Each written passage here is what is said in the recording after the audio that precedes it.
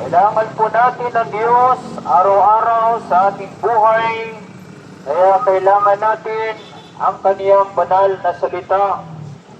Ayon sa Biblia, in Hebrews 9:27, at itinakda na minsan lamang mamatay ang tao, at pagkatapos nito ay ang kahatulan. Kaibigan, paalala sa bawat isa na ang bawat tao ay nagkasala sa Diyos, at dahil nga sa katotohanan nito, ang lahat ng tao ay makararanas ng kamatayan sa buhay.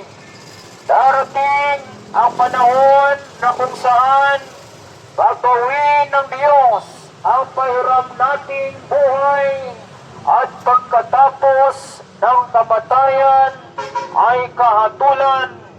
Ang kahatulan na ito ay tumutukoy sa kung saan tutungo ang ating kaluluwa. Kaibigan, may pananagutan po ang bawat tao.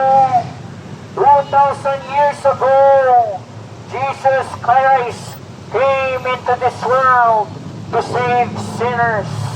2,000 taon na ang nakararaan nang ipadala ng Diyos ang kanyang buktong na anak.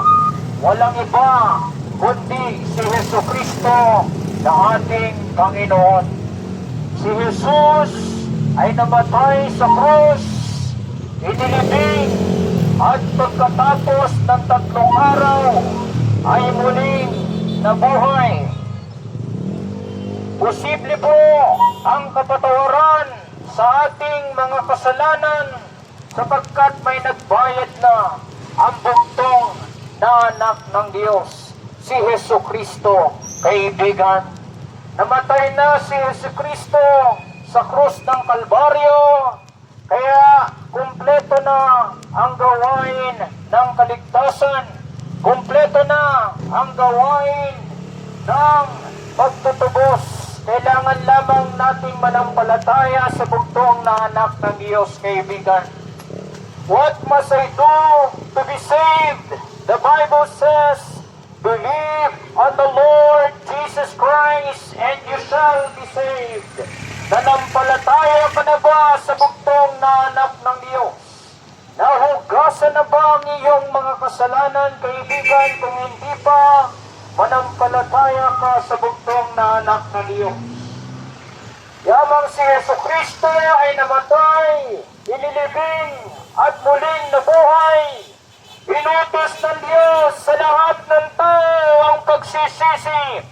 God commanded all men everywhere to repent, because He hath appointed a day in which He will judge the world in righteousness by that man.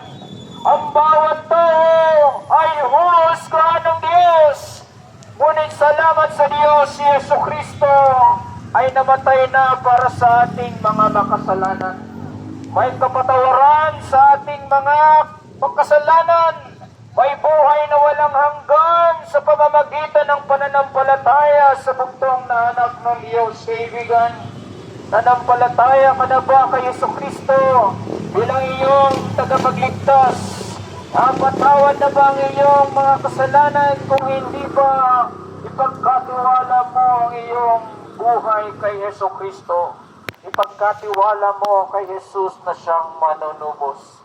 For God so loved the world that He gave His only begotten Son, that whosoever believeth in Him should not perish, but have everlasting life. What must I do to be saved? Believe on the Lord Jesus Christ, and you shall be saved.